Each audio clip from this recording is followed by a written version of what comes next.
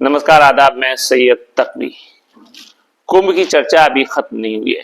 प्रयागराज में हुए कुंभ मेले के हादसे ने कई सवाल उठाए, खास करके उत्तर प्रदेश सरकार की व्यवस्था और सुरक्षा प्रबंधन को लेकर के काफी सवाल किए जा रहे हैं। ये हादसा जहां लाखों श्रद्धालुओं की सुरक्षा में चूक की एक वजह बन चुका है, चूक की एक निशानी बन गया है, वहीं कहीं ना कहीं उसने भाजपा सरकार की नाकामी को भी उजागर कर दिया है। कुंभ मेला, जिसे धार्मिक दृष्टि से हिंदू धर्म का सबसे बड़ा मेला माना जाता है, हर बार भारी संख्या में जो श्रद्धालु हैं वो वहां पहुंचते हैं। उत्तर प्रदेश सरकार के लिए ये एक बहुत बड़ा चुनौतीपूर्ण काम था, क्योंकि मेले के दौरान श्रद्धालुओं की संख्या करोड़ों तक पहुंच जाती है। हालांकि इस बार का कुंभ मेले में जो हादसे हुए वो कहीं ना कहीं प्रशासन की नाकामी और अव्यवस्था का प्रतीक बने। भारी भीड़ और सुरक्षा की चूक प्रयागराज कुंभ मेले के दौरान साफ दिखाई दी, और इसी भारी भीड़ की वजह से कई बार भगदड़ की स्थिति पैदा होती है। लेकिन सबसे बड़ा सवाल यह है कि आखिर इस स्थिति से निपटने के लिए आखिर क्या इंतजाम किए गए। कई श्रद्धालु इस बात की शिकायत कर रहे हैं, जो वीडियोज आ रहे थे, कि सुरक्षा व्यवस्था बहुत कमजोर थी और बहुत सी जगहों पर पुलिस और अन्य सुरक्षा बल ना के बराबर थे। कुछ वीडियो में ये भी वायरल होते दिखाया गया कि लोग एक दूसरे को धक्का देकर बेतहाशा दौड़ रहे हैं। कोई भी सुरक्षा कर्मी उनको वहां रोकने के लिए तैयार नहीं था। कुंभ मेला क्षेत्र में पहुंचने के लिए जो सड़कें और पुल बनाए गए थे, उनकी स्थिति भी काफी खराब थी। कई जगहों पर रास्ते बहुत पतले थे। इंफ्रास्ट्रक्चर की कमी के कारण बहुत बड़ी तादाद में लोग एक ही समय में नहीं चल सकते थे। यानी अलग अलग तरीके से चीजें नजर आ रही हैं। हादसों का सबसे बड़ा कारण भी शायद यही था कि रास्तों पर सही मार्गदर्शन नहीं था, और इसलिए श्रद्धालुओं को काफी तकलीफों का सामना करना पड़ा। साथ ही साथ समय पर उचित कार्रवाई की कमी की भी बात निकल के सामने आ रही है कि जब हादसा हुआ तो प्रशासन का एक और बड़ा दोष ये था कि फौरन बाद, हादसे के फौरन के बाद कहीं ना कहीं स्थिति को संभालने के लिए काफी समय लग गया, जिसका नतीजा बहुत खराब आया। अस्पतालों में मेडिकल फैसिलिटीज नहीं थी। दुर्घटना जो शिकार लोग हो गए थे उनको सही समय पर इलाज नहीं मिला। इस तरीके की रिपोर्ट्स निकल के सामने आ रही है, और कुछ रिपोर्ट्स ये भी कह रही है कि एम्बुलेंस की कमी थी। हालांकि ये भी कहना है, और वीडियोस में भी ऐसा है, कि एम्बुलेंस बहुत बड़ी संख्या में वहां मौजूद थी। लेकिन अभी जब तक इसकी तह में जाकर के नई नई चीजें निकल के सामने नहीं आएंगी, तब तक कुंभ की वास्तविकता जनता के सामने नहीं आएगी। हालांकि कुंभ हादसे पर भारतीय जनता पार्टी का जो सरकार है, उसका रवैया कहीं ना कहीं सवालों के घेरे में। सरकार ने पहले तो इस घटना को नजरअंदाज करने की कोशिश की, और जब मीडिया ने खबरें दिखाना शुरू की, मैं सोशल मीडिया की बात कर रहा हूँ, गोदी मीडिया की नहीं, सोशल मीडिया की बात कर रहा हूँ, सोशल मीडिया के जरिए जब चीजें निकल के सामने आना शुरू हुई, तब सरकार ने अपनी जिम्मेदारी को शायद समझा और जिम्मेदारी ली। इस घटनाक्रम से ये बात तो साफ हो गई कि भारतीय जनता पार्टी की सरकार ने कहीं ना कहीं सुरक्षा और प्रशासनिक व्यवस्था को लेकर के लापरवाही बरती है। क्योंकि कुंभ जैसी बड़ी और इतनी ऐतिहासिक जो वहां पे मेला और जो भीड़ है, उसमें कहीं ना कहीं सुरक्षा व्यवस्था की कमी रह गई। क्योंकि इतने बड़े आयोजन में अगर ऐसी बातें निकल के सामने आती हैं, ऐसे हादसा होते हैं, तो कहीं ना कहीं ये चिंता का विषय है। क्योंकि कुंभ हादसा एक बड़े सुरक्षा संकट को भी कहीं ना कहीं सामने लेकर के आता है, और साथ ही साथ ये भारतीय जनता पार्टी सरकार की व्यवस्था की जो असफलता है, जो नाकामी है, उसको कहीं ना कहीं दिखाती है। सरकार को ये भी चाहिए कि वो इससे सबक ले आने वाले समय में बड़े आयोजन जो है वो इससे बेहतर ढंग से करे और सुरक्षा व्यवस्था को लागू करे। क्योंकि श्रद्धालुओं के साथ साथ कहीं ना कहीं ये आस्था के साथ साथ सुरक्षा भी बहुत ज्यादा जरूरी है। अब सवाल यह है कि सोशल मीडिया पे डिफरेंट चैनल्स या डिफरेंट इंडिविजुअल्स के जरिए नई नई चीजें निकल के आ रही हैं। बहुत से ऐसे सोशल मीडिया इन्फ्लुएंसर्स हैं जिनके इंटरव्यूज और वीडियोस निकल के आ रहे हैं, जिसमें बताया जा रहा है कि वहां पे जो श्रद्धालु थे बहुत बुरी कंडीशन में थे, और बहुत से लोगों की प्यास से मौत हो गई।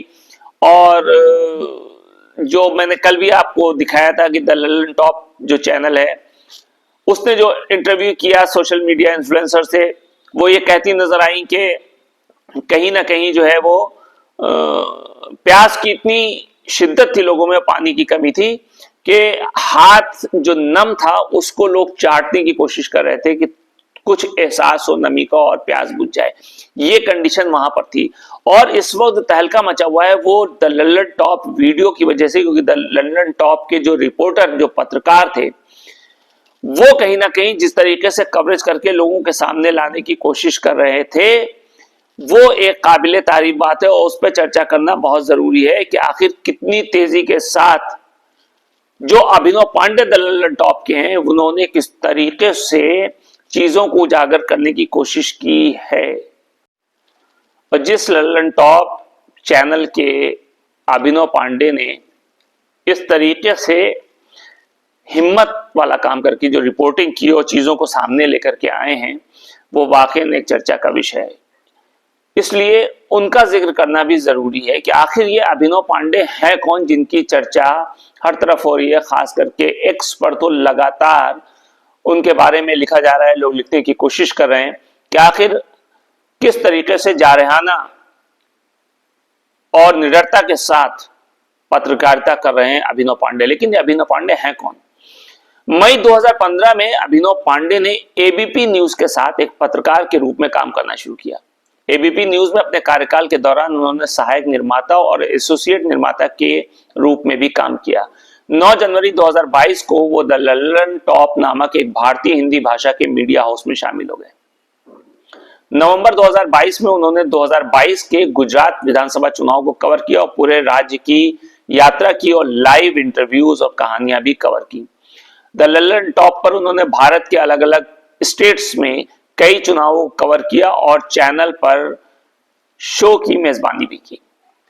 फरवरी 2023 में उन्होंने द लंदन टॉप में क्वार्टर का कर्मचारी पुरस्कार भी जीता। Abhinav Pandey the London top YouTube channel के लिए ब्लॉग भी मैनेज करते हैं।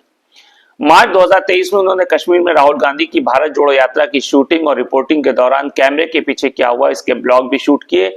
जनवरी 2024 में अभिनव पांडे ने द लंदन टॉप के लिए अयोध्या में राम मंदिर उद्घाटन समारोह को भी कवर किया। इसके अलावा अभिनव पांडे ने शैलेश लोढ़ा, जाकिर खान, पंकज त्रिपाठी और विकास दिव्यकीर्ति समेत कई मशहूर हस्तियों का साक्षात्कार किया।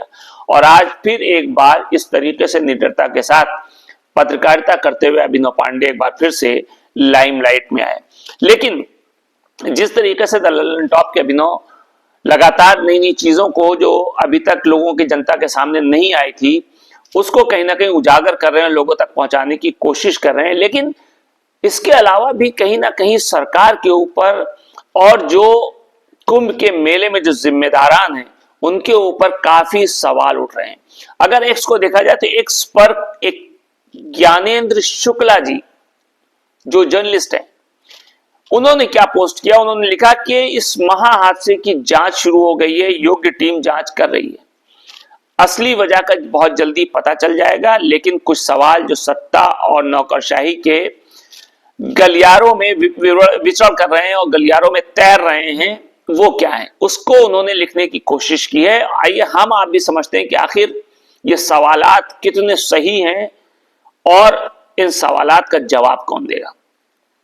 उन्होंने पहली चीज लिखी कि मौजूदा मेला अधिकारी विजय किरण आनंद, वो साल 2019 में भी मेले के अधिकारी थे और उस कुंभ की कैग रिपोर्ट में व्यापक पैमाने पर धांधली की बात सामने आई थी और इस बार भी उन्हें जिम्मेदारी दी गई। ये पहली बात उन्होंने लिखी।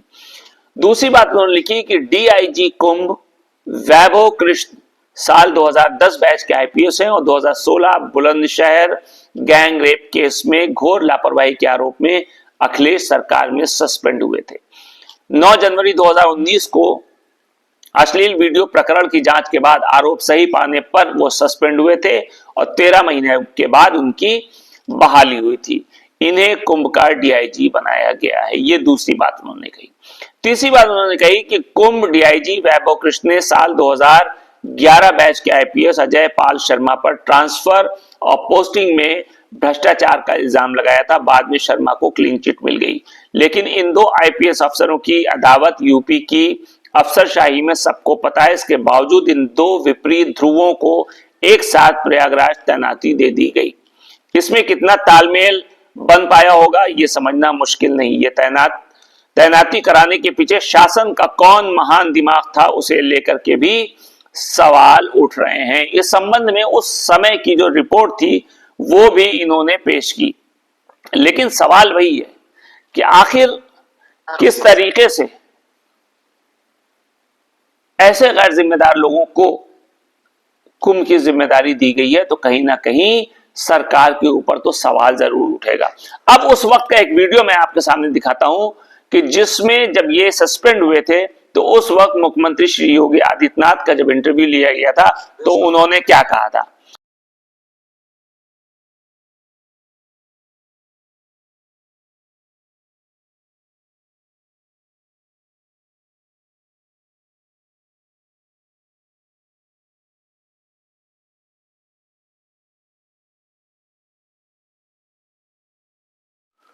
बहरहाल जो कुंभ के डीआईजी हैं वैभव कृष्ण, इनके ऊपर जो भी बातें हो रही हैं उसका पता सरकार जरूर लगाएगी, लेकिन हाँ वो जो आप स्क्रीन पर जो साइड में वीडियो चलती हुई देख रहे हैं ये उसी दौर की वीडियो है कि जब मुख्यमंत्री श्री योगी आदित्यनाथ ने उनके निलंबन पर इंटरव्यू दिया था। लेकिन कुंभ की सच्चाई क्या है, इसके लिए न्यायिक जांच हो रही है। भले ही न्यायिक जांच खुद कटघरे में आ जाए वो अलग बात है, लेकिन कहीं ना कहीं सरकार को पूरी कोशिश करनी चाहिए कि ईमानदारी के साथ इस जांच के जरिए जो भी दोषी है उसको सामने लाया जाए और कड़ी से कड़ी सजा दी जाए, ताकि मरने वाले लोगों की आत्माओं को शांति मिल सके। नमस्कार।